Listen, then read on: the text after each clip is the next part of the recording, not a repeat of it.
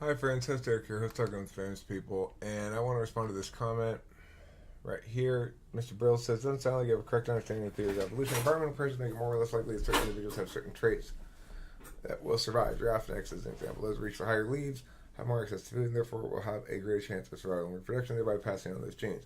Because every time an animal reproduces, there are slight mutations in the DNA, we get a range of qualities. Mutations aren't always negative, they're just different. It's not like radiation where you die. It's two different individual expressions of the app have offspring, then offspring won't be exactly like either of them, so there's large scale drifting of characteristics. You're a smart guy, not sure why you're off on this one. Because I've researched the living fuck out of it, that's why. I'm not off on it, I'm correct about it. Let's look at this. This attempts to answer people like me in a real model of evolution. Since the modern census, scientists have made huge discoveries about DNA, the molecule of evolution.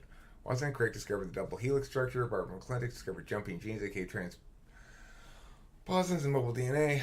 Lynn Margulis discovered the role of symbiosis in cell evolution. Many others discovered the role of horizontal gene transfer, gene duplication, chromosomal rearrangements in evolution. Sequence genomes have shown over 50% of most genomes have mobile genetic elements.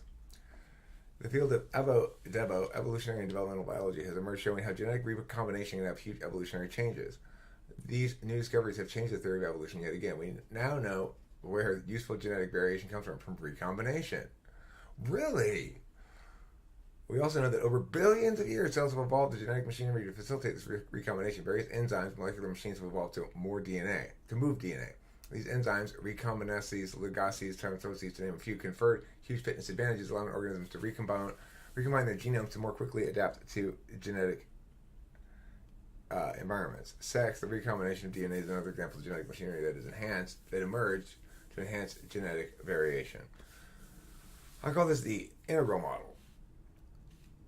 It explains where useful variations come from. They arise from recombination in all its glorious forms: transposition, sex, horizontal gene transfer, gene duplication, symbiosis, retrotransposition, transformation, conjugation, and hybridization. This updated integral model of evolution solves Darwin's dilemma without the need for an intelligent designer. Earlier in this, it says very specifically,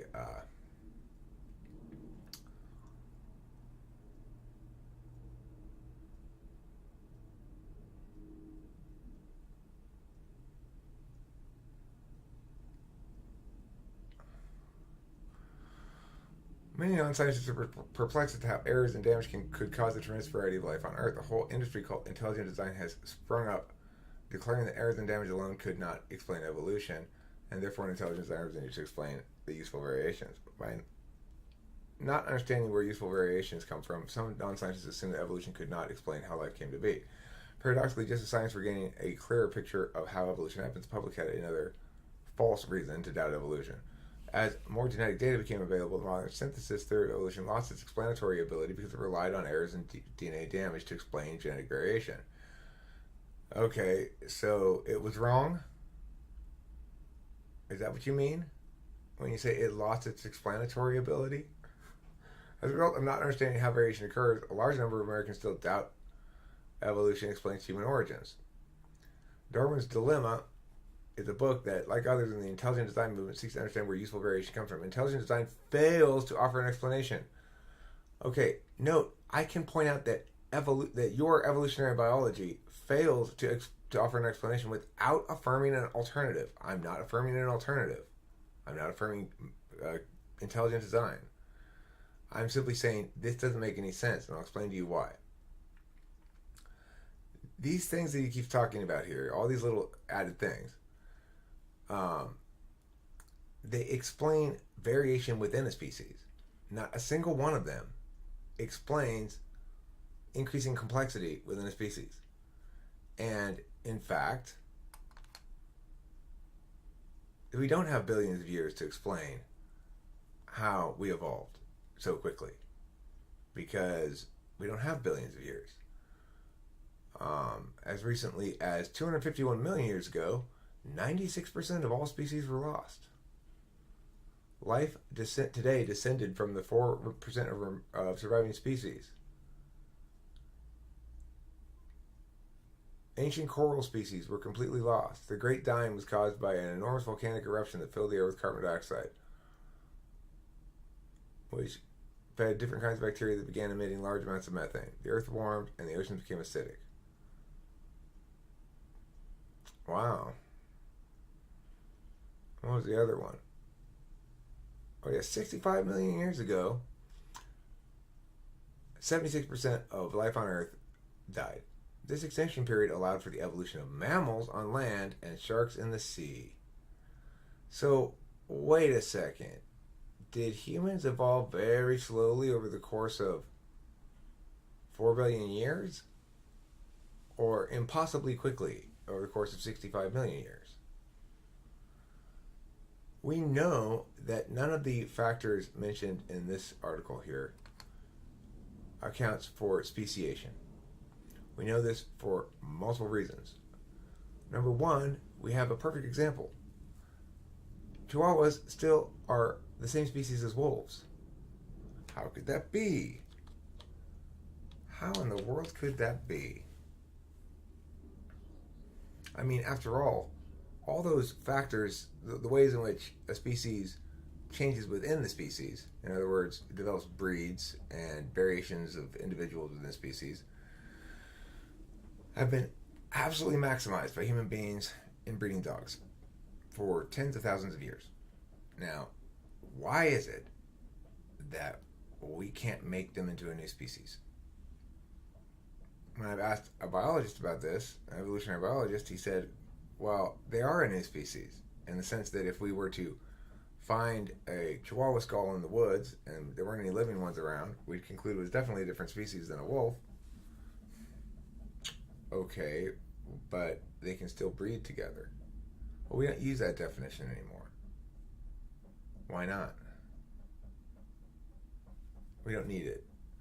Well then, what makes it so that a Chihuahua and a wolf can still mate and produce viable offspring, but an ass and a horse cannot, or a donkey and a horse cannot? I guess the donkey is the one that mates with a horse to make a mule, or it's a mule that mates with a horse to make a donkey. I don't remember which one it is, but why can't they mate and produce reproductively viable offspring? Why is it that turtle, the tortoise, Lonely George, could mate with all these very, very similar kinds of creatures, but not produce any viable offspring because they weren't the same species?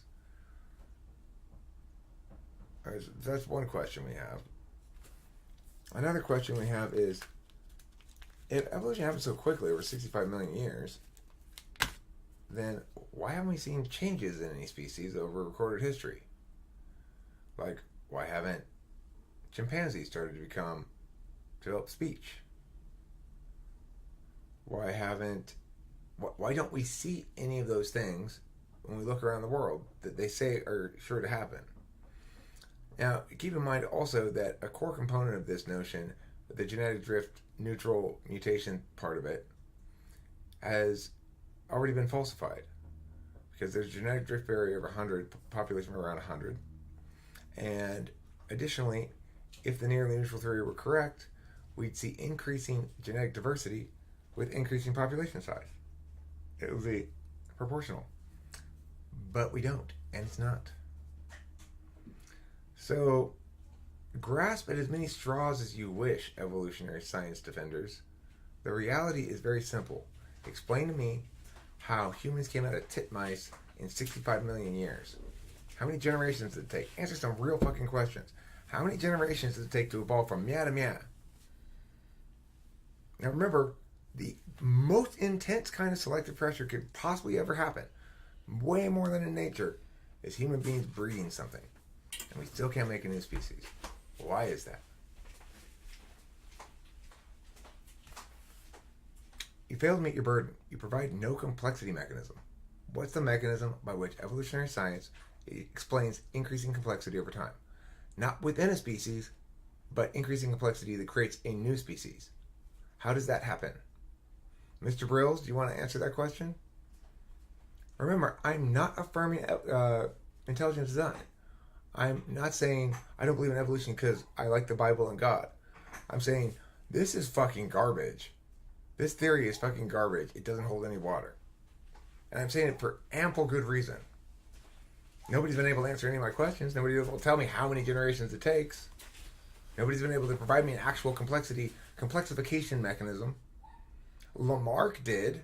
He just didn't name it. He just said what it was. He's just like, look, there's obviously a mechanism that goes horizontally, variation within a species, and there's obviously one if they do evolve from primitive forms to more complex forms. There's obviously a complexification force that's vertical,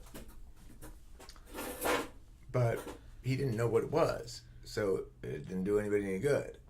So Darwin just said, "Oh, it's this. It's the same thing as the horizontal one, except it's not." So explain it properly, or stop defending it so vociferously. Why are you guys so attached to evolution? It's such fucking garbage. Thanks for watching. Don't forget to eat plenty of cheese.